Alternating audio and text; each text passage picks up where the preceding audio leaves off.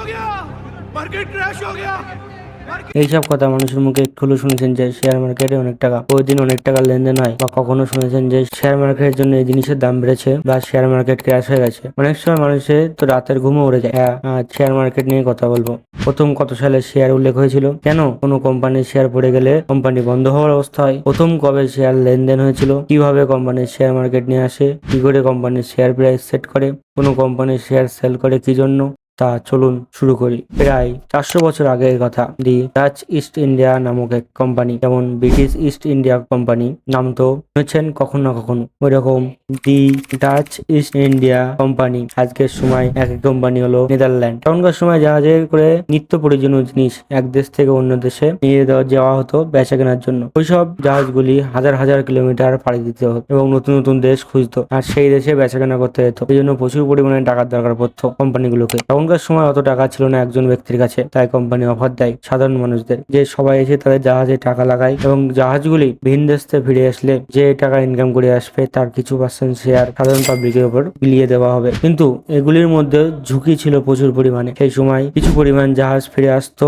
দেশে, আর বাদবাকি জাহাজ হারিয়ে যেত, লুট হয়ে যেত আর ডুবে যেত। এই জন্য ইনভেস্টার একটা জাহাজে টাকা না লাগিয়ে অনেকগুলো জাহাজে টাকা লাগাতো, এই মনে করে যে কিছু জাহাজ তো ফিরে আসবে। এটি এক প্রকার শেয়ারের সিস্টেম হয়ে গেল। এইভাবে প্রথম ট্রেড শুরু হয়। তারপর কিছু বছর পর ইংল্যান্ডের ডাচ রাজা উইলিয়াম তৃতীয় তার যুদ্ধের জন্য অর্থ প্রদানের জন্য রাজার অর্থ উন্নয়নের আধুনিকরণের চেষ্টা করেছিল, এবং এইভাবে 1693 সালে প্রথম সরকারি বন্ড জারি করা হয়েছিল এবং পরের বছর ব্যাংক অব ইংল্যান্ড স্থাপিত হয়। এর শীঘ্রই ইংরেজের যৌথ স্টক কোম্পানিগুলো প্রকাশ্যে আসতে শুরু করে। আজকের সময় মার্কেটকে দুভাগে ভাগ করা যায়, primary market, secondary market. Primary market হলো যেখানে কোম্পানি এসে শেয়ার সেল করে, এখানে কোম্পানি ঠিক করে শেয়ার প্রাইস কত হবে। কোম্পানি তার শেয়ার প্রাইস অতিরিক্ত করতে পারে না, কারণ ডিমান্ড অ্যান্ড সাপ্লাই দেখে ইনভেস্টর ও সাধারণ মানুষ কোম্পানি শেয়ার কেনা বেচা করে। এখনকার কোম্পানিগুলি শেয়ারের ভ্যালু যদি 100 টাকা হয় তাহলে প্রতি শেয়ারে 1 টাকা করে হবে। আবার যদি কোম্পানি চায় 50 পয়সা করে 200 শেয়ার সেট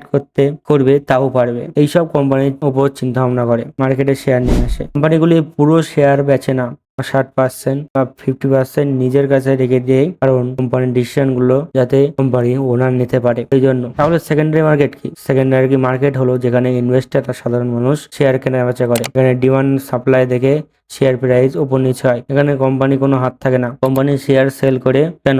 এখানে একটু উদাহরণ দিয়ে বোঝানোর চেষ্টা করি। ধরুন আপনার কাছে একটা দারুণ ব্যবসার আইডিয়া আছে, আর সেই প্রোডাক্ট মার্কেটে অনেক ডিমান্ড, কিন্তু আপনার কাছে ব্যবসা বাড়ানোর মতো অত টাকা নেই। তখন কোম্পানি মার্কেটের আইপিও নিয়ে আসে। আইপিও মানে হলো ইনিশিয়াল পাবলিক অফারিং।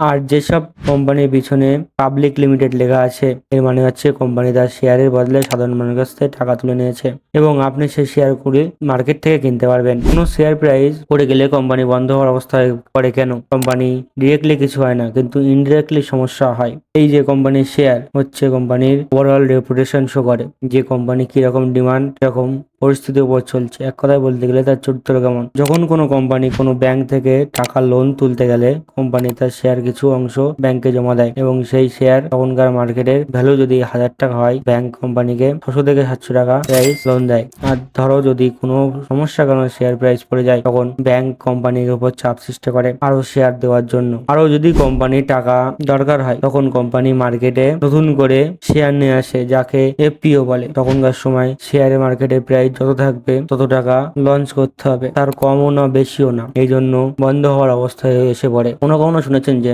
নিফটি উপরে গেছে, সেন্সেক্স নিচে পড়েছে। তো সেন্সেক্স আর নিফটি কি? টপ 30 কোম্পানি বেছে নিয়ে হলো সেন্সেক্স এবং টপ 50 কোম্পানি বেছে নিয়ে হলো নিফটি। এখানে কোনো কোম্পানি ডাউন হয়ে গেলে তা বাতিল করে দেয়, অন্য কোনো ভ্যালু কোম্পানি জয়েন করে নেয়। এখানে কোম্পানিগুলোকে আপ অ্যান্ড ডাউন হতে থাকে। এখানে বড় কোম্পানি কি করে বেছে নেয়? বড় কোম্পানি বেছে নেওয়ার সিস্টেম হলো কোম্পানির যতগুলো শেয়ার আছে মাল্টিপল শেয়ার প্রাইস পরে যে নাম্বার আসে ওই নাম্বার দেখে বেছে নেওয়া হয়। তাদের বেচা কেনার জন্য শেয়ার প্রাইস উপর নিচে হয়।